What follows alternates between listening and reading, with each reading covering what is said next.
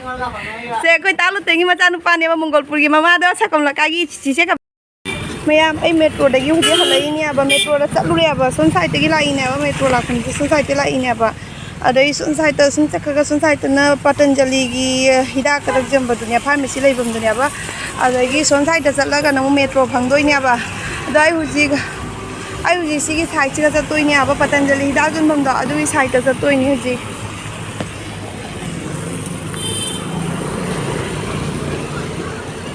अना video लौरैसे journey चतोइब मिसिंदो अदो मोय मरातगी सुदम मफमजे खंगदब याविना अइमसु खंगदेबा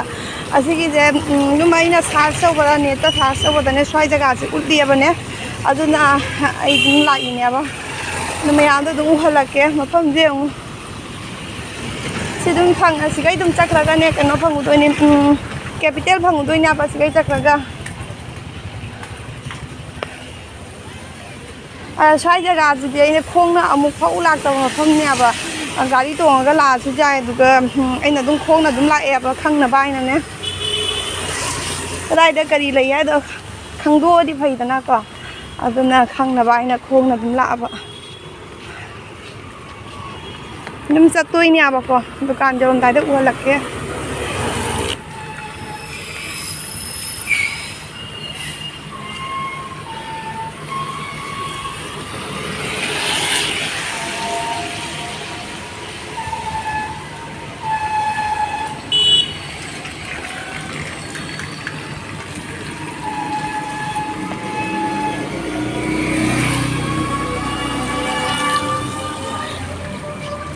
नोंग खरा तागिबदना ने इसिंग थुमियो इसिंग लेबियो नोंग तागिबदना अदो सिगासु जिम नक्षत्रा रेस्टोरेंट आइनासु लेरे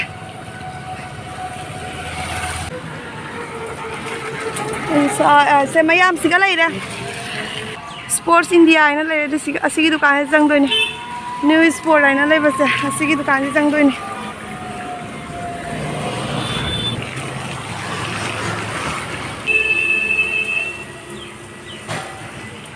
चंग अदुम हलागे मनुंगदा चंगे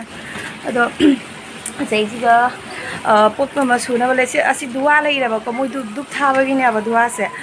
अदो मैखु काइसे दुप थाबगिने स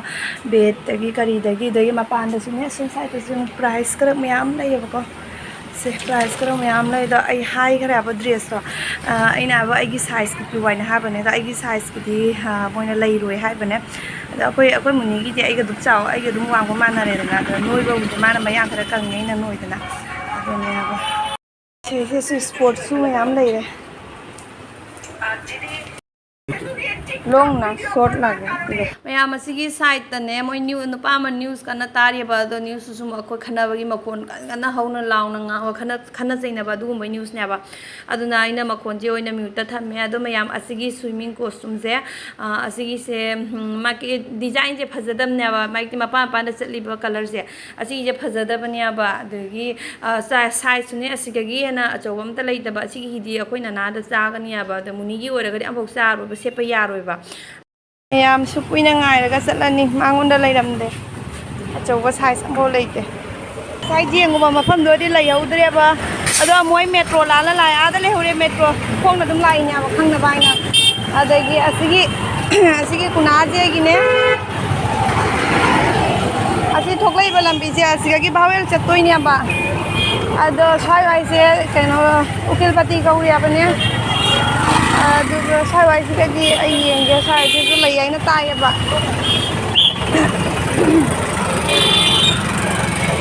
साइजु लैयैना तायबा अदो साइजगा येंगे मयाम खंगदेबो ड्रेस फंगदा फंगोय रंगदे साइज उकिलपति कौबने आबा मैते भिजो फिजोंबदो अदो साइगी साइ वाइसिदा लैबने अभिनंदा आइना लेबसिना स्कूल की ड्रेस नमक फंगबने सिगी दुकान से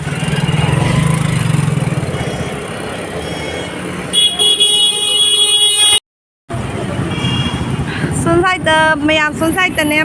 स्पोर्ट की दुकान B2 साइड ने स्पोर्ट दुकान दुकान चलोय फंगद्रग लास्ट येंगे ममांग प्लाजो से फजेबको कोना येंगे लौररोय खंगना दुकान से काउतना उलमीनेब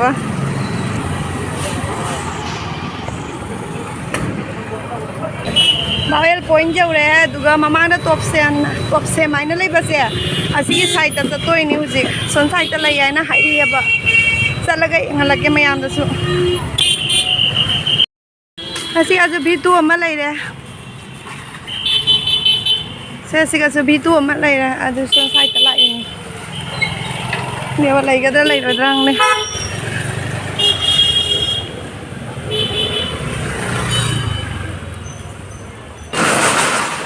बजरंगबली की मंदिर लेरे मैम हुजिकी ड्रेस तो स्विमिंग कॉस्ट्यूम ड्रेस तो साइज फंगे बावल मनाक टॉप से माइनम लेबसे हेक मनाक साखा की दुकान लेबनेब अदुगी मनाक स्पोर्ट स्पोर्ट्स लेबने दुकान से चंगईने लेरगदी लौखनी लेत्रगदी खंग्रेको मैम लेरे मैम हुजिकी मफमदुगसु लेरमद्रेबको ड्रेस तो नुपी की अखोगी डिजाइन जाउबदो नुपी की डिजाइन जाउरा अदुगुम्बा ओइना लेरमेब अदुना ऐसे दुगगी चुंग लाइनेब हुजिसे तो मैमनसु कोना जेंबदा खंगनबगी ममांगना Vivo आइने इबसे असिगी मफमदिगा चुंग लाइनेब अदो साइवाइसे तुलापति कौरियबने आइना हुजि लाइब मफमजे तुलापति कौरियब अदो असिगी राइट साइड खितंग हाइरगसु अमा लेइ काइना दुमाइना हायबको अदुइदो येंगसि मैम साइजे तुलापति कौबने साइजिगा मैतेगी ड्रेस पुनमक सुना फंगबने फंगदब लेतमने दगी साइजिदा लेरिबा फिजोंबसिंगसिसुने मैतेरो लोइना थोकपने मैतेदी नतेको मैतेरोंदि लोइना थोकपने अदा येंगो मैम सिदा जे Vivo आइना लेबसे सिगी लेफ्ट साइड चलगना अमुक कइनोदो क्या अमखो होमियो की डॉक्टर होमियो डॉक्टर चपद अदुगी साइडनेब चतों सोन साइडनेब सोन साइड लई हायेबको अदुइदो येंहलके मैमदसुको मैम हले दो मैम कनो अमा वाबना लोरे इसिंगाना खतंग थकिए दिन मथाने वाली सुनेसे कारेंसु लागते अने स्पोर्ट की दुकान थी नंग चंग अने लास्ट सोन साइड की कोना चटके अरोब चटके हाबदो अदुगी दुकान चलूरेब अतोप मफमदा अमता फंगते अदुगी दुकान चलूरे अदो मैम माकी दुकान पीहब प्राइस हुजिकी अना थीरीब ड्रेस तो अदुबकी डिजाइन नत्रगने अदुगा मानब हाइफे मानबदनेको अदुगी माकी दुकान लेरमेब अदुइदो मथक साइड तुमने माकी ड्रेस तो उलमगे असिगी ड्रेस मनेब लेरमीदो अदु ऑनलाइन की ममनजिगा माकी ममनजि खेनबनेब ऑनलाइन ददी कावरे क्याम ताइनो खंग्राब ऑनलाइन द अदुम जाम हिजन तांगदबनेब माकी दुकान दुगो दिने लुपा 2,250 हेउरेब अदगी मोइना डिस्काउंट हादोग लुपा 2,250 द पुगो हाइना हारिबने अदो मयाम ओइबा खुतांग लाक्तामने कइनो अदो आइना ऑर्डर तो लोइखरबनेब अदो आइना खलिना दुम हयेंग कोना लाको मतंदा ऑनलाइन की पोनीना को अमु पिक साइज तो पिक चाव अदुमाइना तौब तारगदी आइनाने आइना ऑर्डर तौरमबे मतुंगा अमुकमु सिलचरदा चलगा थीरुरीने अब दुकान दा कइबा फंगबा तारगदी अदुम पोरागे आइनाने ऑर्डर तौगिबदुदि कैंसिल तौब जाइदना अदुइदा दुमाइतना पोरागे आइना खल्लगा थीबा चलिनेबा अदै मोगी चकदब मतमजिसु तांग 3 नत्रगा 3 दुगा चकनियाब अदुना हुजितगी अप्लाई तौदब तारगदी हयेंग कोना मोगी मतमदुगी मतुंग आइदि मतमदा नंगना रोइदबको अदुना ऑनलाइन हाने अप्लाई तौरमिनेब अदुनि मैम लौरक्तरे ड्रेस को लौरक्तरे वारगत अदुम हले अदुगी मेट्रोदगिने खंगाव लेरियब इसिंगदं थकिगे मैम लिग सिरगा चते लिग सिरमीनेब अना लौथोखिने कनो तौना किजादना लौथोखिबने अना चलिदो तुलापति प्रेमतोला तुलापति हाइब जगादो साइडनेब खतंगना मोंग चादेब दु साइडो अदुना अना कीना लौथोखिने अदो मैम अखोइना नागी मोई कनो तौबगी योगा की हापेन सिलगा लाउ हाइबा अदुना माकी मनुंग खुंगाव से लेतेब सिगिसे ओइना पूरा लाइ अनिगा पूरा लाइ 125 तारेब अखोइना नागिनेब अदगी खंगाव सिना सिगा लेरे अच्छी 12-13 years की ने 175 का ऐसे की से डिजाइन का कितन जाओगे ने मैं डिजाइन से साइड तक कितन इबको नंबर इबको ले हो रहा है स्पोर्ट टाइप तक को मशीन को ये 1 2 3 इबको ले हो रहा है जो प्रोडक्ट है मुनी ने पाम है ना तो प्रोडक्ट है बता सी से वही पूरा लाजी 12-13 years ने अब सी फी से तुम फी से तुम फी को सी जो कितन है पे लांग बस को स्माइल तुम सब ये लांग भी लांग दबो दे स्माइल फी से तुम स्माइल तो ये फी है सी में पोरे मुनी की एग्जाम पोरते मैम हंद था लोइसलपगी जो पैसा से सिनबगा दगी आई क्रॉस याम कल्लाबदुना पैसा लेतरे मैम अइना पैसा लेते ना हागा मैम लोंगनरपो जाइको अदुदो लेतबदुदी दुम लेते ना हारिनिना अदुनिदा अदगी असिगी 175 तारगी असिना मुक 10-11 years की न्याम असिना मुना नागी ने तो सब माना पोरेनी से स्माइल तो सब माना पोरेनी अदुगा चाव पिपल की सेक्शन अब से कैम चावी कैम पिए से सिगले 12-13 की सिनेमा मखा की सिनेमा 11-12 की सिनेमा मुझे मथा की से असिनी असी तलोरे में हम कोई रेबी की सना केचप उंगा लोरे नरंग नोंगिनी ममांग दने टोमेटो सॉस लो बने अब हॉट किलो अदु इदो लोय है तो नंगा जी केचप ओइना पूरा लाई इहो मने बत्रांगा तो ताब के तो आईगी ऑनलाइन की तौबदो अदुइदे कैंसिल तौररोय अदुइदे तुम लाक्सरनी हयेंग लाकांदा पियमगना अखोइना नागी ओइजरनी चावरगना मा छेप जागना जारे नत्रने दो अतोपति लैरोय बदुना नुम कोनरकम तौना तौखरनी याम हिंजना पिप तारगदी मंगोन सेक्शन बा याम हिंजना पिगम तारगदी अदुगी मतुंगिनदी दुम जहा उपाय म तौरनीना तो हुजिगी ओनदि लैरोय न मया वीडियो साइड दुम लोइसलागे हुजि चाकम त थोंजे पुंग जो खतम थेंजंगरे पुंग अमरम तारमनी पुंग अमा तागे तौरेबा अदुने आई हुजितसु ताउने हलपने चाकसुम त थोंजेबा सि अदो मयामदा पाउनु आबतंग आइसे अकोइ मुनि आगरतला दनेबा मोइना जतोइसे योगा की जतोइसे आगरतला दनेबा मयाम आई पुसिदा आगरतला अमु चचरियाबने जानपि मतन आगरतला चप फंगोरे द इन पासु माक्सुने मतमदुवा लाकनियाबने दो तांग तरुंग नत्रगा तरेत कंथाम दि खंगने दो तांग तरेत ओइबा जायबा मोगी रिजल्ट गी तौदोइसिदि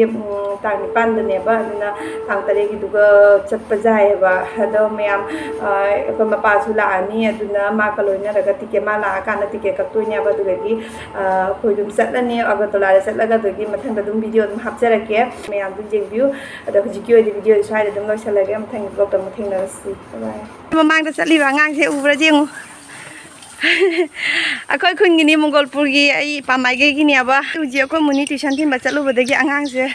माला इबा अदेगी ना अखोइ जुमदा चलु सिरा आइनने दुमाइ तो नमासु अखोइ ननागा तिनैयबा दमा ननागा उननिंगी आइना हाइनने दुमाइ तो लाइनी अब अदो मयाम आई दुम मसक तो उहलके अब कनानो हाइदो मयाम उहलके अदो नाको वीडियो लोरके बेबी की मचान पासु जाउरई से कोई तालु तेंगी मचानुपाने मंगलपुर की ममादो सकम लकागी चिसे कवितागी मचानुपानी मचानुपीदुनाने माके मचानुपीदुना कोई मुनि की क्लास में ने सिजे मुसे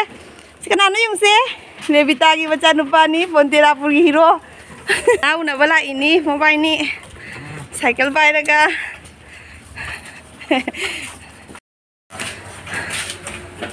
नंदी खंगब्रो खोय अविनाश खंगनाब्रो मा खंगदो आई टेंशन हादो थोंदोनी ओ नन्ना लाओ थोंग दोरा वीडियो लरके दो लेबको विनाश आई कौनु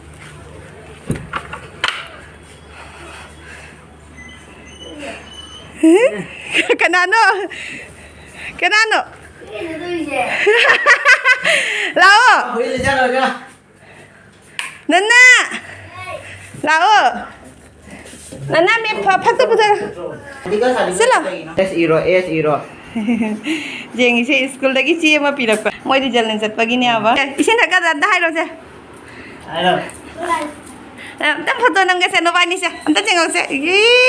Ngasi ma hapake no bai ni ki photo nana na ka. Nasi ya, nasi. Nana se. Anta photo nang ke nana se. Se jeng macha se jeng. Macha tu tong du photo thamu du photo thamu se. Se jeng se macha. Dia ngomong ya, ikan apa una wala ini, ikan pagi friend ni, macam lagi hali. ꯑꯁꯤꯅ ꯌꯦꯡꯉꯨꯅꯦ ꯀꯩꯗꯧꯔꯒꯦ ꯅꯪꯕ ꯀꯞꯅꯤꯡꯉꯕꯣ ꯈꯔ ꯈꯔ ꯀꯞꯅꯤꯡꯉꯦ ꯅꯠꯇꯦ ꯃꯥꯅꯅꯦ ꯖꯨꯝ ꯃꯄꯥ ꯖꯨꯝ ꯆꯠꯅꯤꯡꯉꯦ ꯃꯌꯥꯝ ꯑꯁꯤꯒꯤ ꯚꯤꯗꯤꯑꯣꯁꯦ ꯑꯩꯅ ꯇꯥꯎꯟ ꯆꯠꯂꯨꯕꯒꯤ ꯃꯈꯥ ꯇꯥꯅ ꯑꯗꯨꯝ ꯑꯁꯤꯒꯤ ꯃꯇꯦꯛꯁꯤꯃ ꯍꯥꯞꯆꯔꯛꯀꯦ ꯍꯥꯏꯅ ꯍꯥꯞꯄꯩꯅꯦꯕꯀꯣ ꯅꯝꯃꯩꯅꯤ ꯑꯗ ꯚꯤꯗꯤꯑꯣꯁꯤ ꯁ꯭ꯋꯥꯏꯗ ꯑꯗꯨꯝ ꯂꯣꯏꯁꯤꯜꯂꯒꯦ ꯃꯊꯪꯒꯤ ꯕ꯭ꯂꯣꯛꯇ ꯑꯃꯨꯛ ꯊꯦꯡꯅꯔꯁꯤ ꯕꯥꯏ ꯕꯥꯏ ꯇꯧꯊꯣꯔꯛꯑꯣ ꯕꯥꯏ ꯕꯥꯏ ꯕꯥꯏ ꯕꯥꯏ Mama, ayo ꯅꯪꯗꯤ ꯕꯥꯏ ꯕꯥꯏ ꯇꯧꯔꯣ ꯃꯆꯥ ꯑꯗꯨꯃꯥꯏꯅ Ane, Bye. ini